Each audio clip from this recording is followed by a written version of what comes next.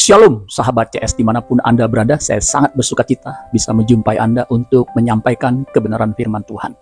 Kebenaran firman Tuhan pada kesempatan kali ini berjudul Superior in Quality. Superior in Quality, artinya unggul dalam kualitas.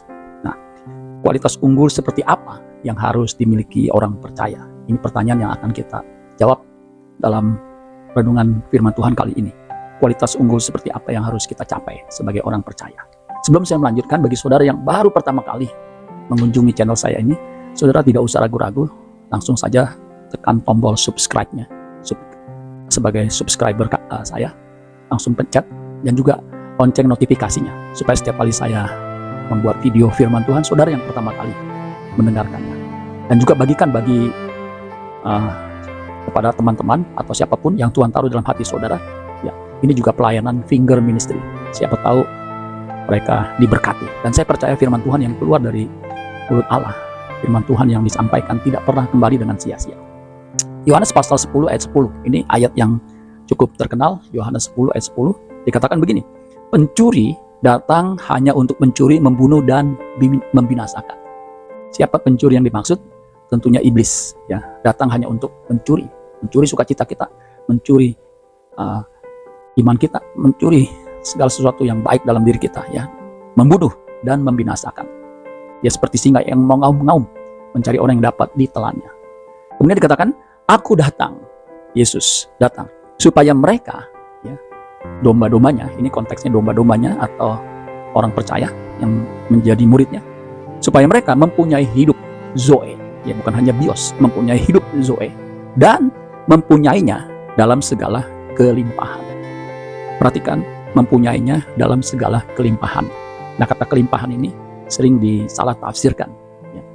Kelimpahan dimaksud kadang-kadang menjadi kaya dan menjadi lebih baik secara ekonomi, ya. Tetapi apakah benar demikian yang dimaksud dengan kelimpahan? Nanti kita akan lihat, saudara, ya. Tuhan Yesus datang ke dunia ini, saudara, firman yang menjadi manusia, ya, supaya orang yang percaya kepadanya itu memiliki hidup yang kekal. Itu jelas misi Yesus, karena dia sendiri yang mengatakan, ya, karena begitu besar kasih Allah akan dunia ini, sehingga dikaruniakannya anaknya yang tunggal, supaya setiap orang yang percaya kepadanya tidak binasa. Yohanes 3 ayat 16. Ini ayat yang paling terkenal, ya, di Alkitab, Yohanes 3 ayat 16. Dan itu dikuatkan di dalam Galatia 4 ayat 4-5. Tetapi setelah genap waktunya, waktu Tuhan, maka Allah mengutus anaknya, jelas, ya, mengutus anaknya Yesus yang lahir dari seorang perempuan dan takluk kepada hukum Taurat, ya. Ayat 5, Yesus diutus untuk menebus mereka yang takluk kepada hukum Taurat, supaya kita diterima menjadi anak. Menjadi anak itu bukan hanya sekedar status, ya, karena semua orang yang menerimanya diberinya kuasa supaya menjadi anak Allah, yaitu bagi mereka yang percaya dalam namanya. Anak di sini bukan hanya sekedar status, ya, sebagai anak Allah, tetapi juga harus kualitas keberadaannya, ya, harus sebagai anak Allah. Nah, jadi kita sudah bisa merabah, ya, apa yang tujuan Yesus datang ke muka bumi ini, supaya kita mempunyai hidup dan hidupnya berkelimpahan. Ya, itu sama dengan hidup kekal. Nah, hidup kekal ini bukan hanya durasinya nanti di keabadian, ya, di rumah Bapa, kekal selama-lamanya tanpa batas. Tetapi kekal yang dimaksud di sini adalah kualitas, ya. Jadi kualitas yang tinggi, kekal itu kualitas tinggi.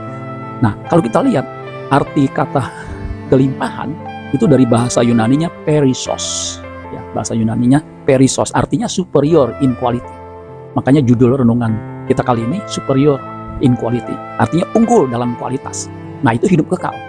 Jadi hidup berkelimpahan identik dengan hidup kekal, hidup yang unggul, kualitas dalam kualitas. Kata perisos juga artinya extraordinary, ya, artinya luar biasa, hidup yang luar biasa.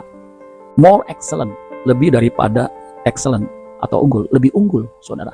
Jadi harusnya orang percaya itu kualitas hidupnya lebih baik, lebih unggul daripada orang yang tidak mengenal Kristus. Kemudian arti kata perisos juga artinya very highly in quality. Nah, saya suka dengan definisi ini. Very highly in quality artinya sangat tinggi dalam kualitas, very highly, ya, sangat tinggi dalam kualitas. Yang terakhir, kata perisos artinya very highly beyond measure, ya, sangat tinggi, melebihi takaran, melebihi standar. Jadi saudara sekalian, jelas Yesus menginginkan kita yang percaya kepadanya itu mempunyai kualitas hidup, karakter hidup itu melebihi dari batas pada umumnya orang percaya, orang di luar Kristen. Ya ini jelas. Jadi Yesus menuntut. Di dalam pengajarannya Yesus jelas mengatakan begini di Matius 5 ayat 48. Itu juga salah satu inti pengajaran Yesus di bukit. Karena itu haruslah kamu sempurna, eleio sempurna, sama seperti Bapamu yang di sorga adalah sempurna. Nah kata sempurna ini jangan saudara salah tafsirkan. Ya, kedatangan Yesus sesungguhnya adalah mengembalikan manusia kepada rancangan yang semula, yaitu segambar dan serupa dengan Allah. Kejadian 1 ayat 26 dan 27. Nah Yesus juga menekankan sempurna, ya seperti Bapa, sama seperti Bapa. Itu artinya memiliki kualitas moral, karakter seperti yang Bapa kehendaki. Standarnya adalah Bapa sendiri, ya standar Bapa. Di Matius 5 ayat 20 itu juga sama saudara ya. Maka aku berkata kepadamu, jadi Yesus yang ngomong, jika hidup keagamaanmu tidak lebih benar daripada hidup keagamaan ahli Taurat dan orang-orang Farisi, sesungguhnya kamu tidak akan masuk ke dalam kerajaan surga. Nah di sini dikatakan hidup keagamaan. Sebenarnya lebih tepat di situ artinya kebenaran. Di kayu sune, kebenaran dalam karakter, dalam perilaku, tingkah laku, itu dia di kayu sune. Jadi dalam karakter perilaku kita harus lebih daripada ahli Taurat dan orang Farisi yang mengenal Taurat. Kita umat percaya, yang percaya Yesus, ya karakternya, kebenarannya, perilakunya harus melebihi ahli Taurat dan orang Farisi. Nah Tuhan Yesus ketika hidup di bumi ini itu memberi teladan bagaimana hidup sebagai anak Allah yang berkualitas tinggi. Di mana Yesus diberi label, diberi sertifikat.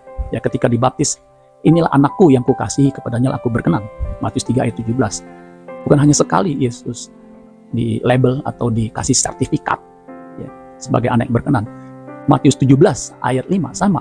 Ya, inilah anakku yang kukasihi, kepadanya aku berkenan. Kemudian dilanjutkan dengan dengarkanlah dia. Artinya bukan hanya mendengarkan pengajarannya, tetapi ikuti teladannya. Rasul Petrus 1 Petrus 2 ayat 21 mengatakan begini, sebab untuk itulah kamu dipanggil, karena Kristus pun telah menderita untuk kamu dan telah meninggalkan teladan bagimu supaya kamu mengikuti jejaknya. Jadi kita yang percaya, yang dipanggil menjadi umatnya harus mengikuti jejaknya. Jejaknya siapa? Jejaknya Tuhan Yesus. Ya. Jadi kita harus sama hidup kita seperti Kristus, cara berpikirnya, sikapnya, attitude-nya. Itu yang harus menjadi satu-satunya tujuan kita hidup di bumi ini, menjadi agenda kita satu-satunya. Bagaimana hidup kita seperti Kristus. Karena kita ini adalah murid Kristus. Ya, seperti amanat agung mengatakan, Yesus berkata begini, jadikanlah semua bangsa muridku. Pergilah, jadikanlah semua bangsa muridku. Itu jelas amanat agung. Karena itu pergilah, Matius 28 ayat 19. Jadikanlah semua bangsa muridku. Murid Kristus. Baptislah mereka dalam nama Bapa dan Anak dan Roh Kudus. Ayat 20 dikatakan, dan ajarlah mereka melakukan segala sesuatu yang telah kuperintahkan kepadamu. Dan ketahuilah, aku menyertai kamu senantiasa sampai kepada akhir zaman. Jadi, murid itu ditingkatkan kualitasnya. Kualitasnya harus sama seperti gurunya. Guru kita, guru agung kita adalah Kristus. Ya, jadi kualitas kita harus seperti yang Tuhan kehendaki, yaitu seperti dirinya. Nah, untuk bisa memiliki kualitas unggul, superior in quality, memang perlu kerja keras, saudara. Ya, tidak bisa sembarangan, harus kerja keras. Paulus menyadari betapa sulitnya menjadi murid Kristus, menjadi seperti Kristus. Itulah sebabnya dia berkata kepada jemaat Filipi 2 ayat 12. Dikatakan begini, hai saudara-saudaraku yang kekasih, kamu senantiasa taat. Ini jelas orang Kristen, orang percaya. Karena itu tetaplah kerjakan keselamatanmu dengan takut dan gentar. Bukan saja seperti waktu aku masih hadir, tetapi terlebih pula sekarang waktu aku tidak hadir. Jadi mengerjakan keselamatan dengan takut dan gentar. Artinya memiliki attitude, karakter seperti Kristus. Filipi 2 ayat 12 itu sebenarnya menopang Filipi 2 ayat 5, di mana dikatakan, hendaklah kamu dalam hidupmu bersama menaruh pikiran dan perasaan yang terdapat juga dalam Kristus Yesus. Jadi kita harus memiliki pikiran, perasaan seperti yang Yesus miliki. Mindset kita, cara berpikir kita harus seperti Kristus. Terjemahan lain mengatakan begini, terjemahan net, you should have the same attitude toward one another that Christ Jesus have. Jadi kita harus memiliki attitude seperti yang Yesus miliki ketika kita berhubungan dengan orang lain. Nah, saudara-saudara sekalian, mari kita arahkan diri kita kepada Dia, sehingga kita menjadi serupa dengan Kristus. Dan itu menyenangkan hati Bapa di sorga. Amin buat firman Tuhan. Tuhan Yesus memberkati. Sola Gracia.